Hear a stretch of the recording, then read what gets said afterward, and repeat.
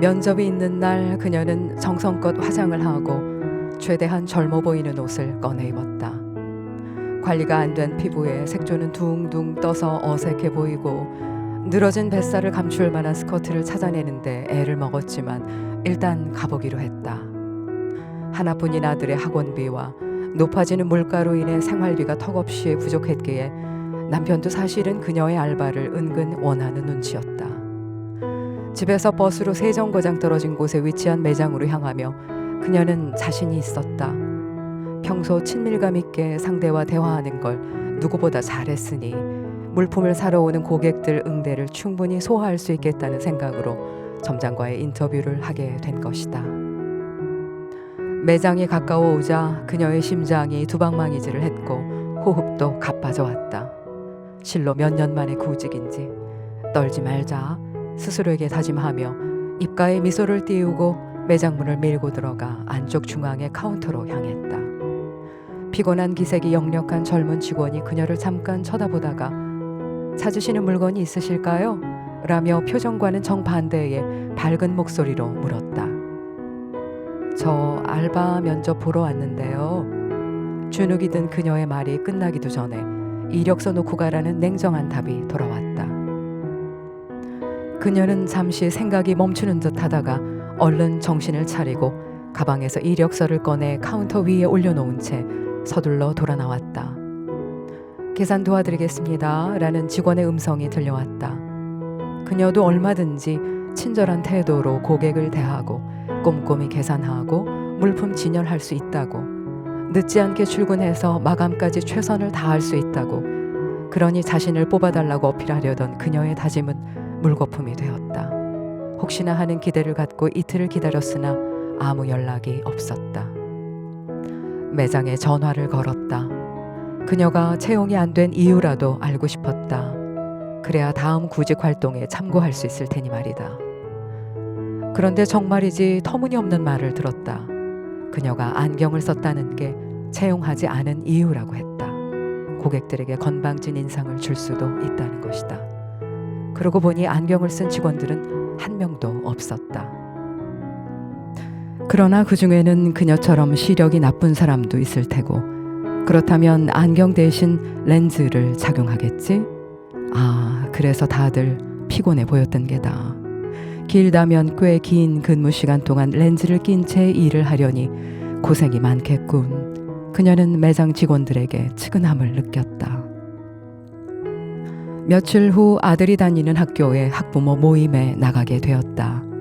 주로 맛집을 예약하여 점심 식사를 하게 되는데 어릴 적 친구들을 만나는 것과는 사뭇 다른 느낌의 모임이다.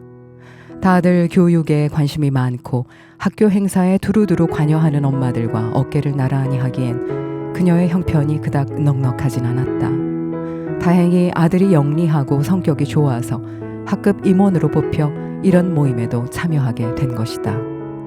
자식 키우는 보람이 큰 데다가 여러 교육 정보를 얻을 수 있어 되도록이면 빠지지 않고 모임에 나가는 그녀가 그날은 다른 엄마들이 들려주는 학원과 학습지 정보에 귀를 기울일 수 없었다.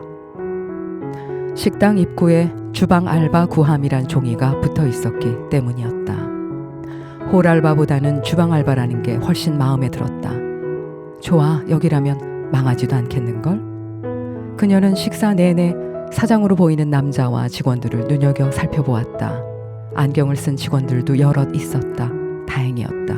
또 떨어지진 않을 것 같았다. 엄마들과의 식사가 끝나고 식당을 나와 카페로 이동할 즈음 그녀는 다른 볼 일이 생각났다는 핑계를 둘러대고 다음 만남을 기약하고는 왔던 길을 되돌아 아까 그 식당으로 향했다. 채용은 생각보다 쉽게 이루어졌다. 건강하고 성실하기만 하면 일하는 데 문제가 없다는 사장의 말에 그녀는 열심히 하겠다며 몇 번이나 허리 숙여 고마워했다. 바로 다음 날부터 출근이었다. 주방 일이라면 매일 집에서 하던 일이라 달리 외모를 꾸미거나 체형을 감추려 애쓰지 않아도 된다는 점 또한 안심이 되었다. 다음 날 아침 아무래도 몸을 쓰는 일일 테니 편한 복장으로 출근한 그녀에게 내려진 첫 임무는 설거지였다. 선임 직원들에게 신입으로서 인사를 제대로 할 여유는 없었다. 같은 일터에서 근무하는 인연으로 만났으니 친하게 지내고 싶은 그녀의 마음은 산더미처럼 쌓인 그릇들, 접시들 그리고 불판들 앞에서 삽시간에 우수수 무너졌다. 인사니 인연이니 그런 낭만 따위는 사치였다. 쌓여있는 그릇들이 켜켜이 포개진 채 그녀의 노동을 기다리고 있었다. 그래, 시댁에서 제사상이니 생신상을 차리고 치우고 씻고 하는 일에 한 10배쯤 힘들겠지만 쉬운 일이 어디 있겠나.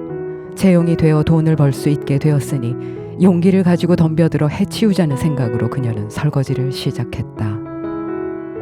그동안 다른 직원들은 식당 테이블에 둘러앉아 믹스커피를 마시며 양파를 다듬거나 냅킨을 접거나 밖으로 향한 유리창들을 닦았다.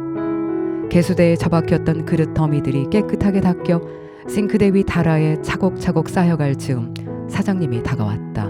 이번엔 상추를 씻으라 했다. 그녀는 고무장갑을 벗었다. 소매를 걷어 올리고 커다란 다라에 물을 받아 가히 몇백 장에 달하는 상추를 깨끗이 씻어 헹궜다. 곧 점심 식사가 시작될 무렵이라 조그만 소쿠리에 씻어놓은 상추를 대략 10장씩 소분에 나누어 담아 세팅까지 마쳤다. 사장님이 그녀를 불렀다. 다음 임무를 하달받으려는 공손한 자세로 선 그녀에게 사장은 흰 봉투 하나를 건네주며 앞치마를 벗으라고 했다. 3시간 일한 시급에 교통비 10,000원을 더 넣었다며 그만 집으로 돌아가라는 말도 했다.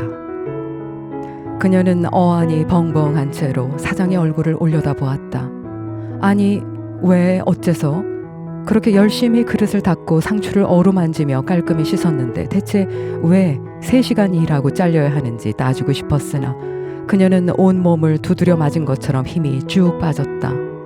사장은 짧고 단호하게 설명하고는 등을 돌린 채 안으로 들어갔다. 이봐요 아줌마, 그렇게 일했다가는 우리 가게 망해. 아줌마 때문에 수도요금 왕창 나오게 생겼어. 유도리가 없네 사람이.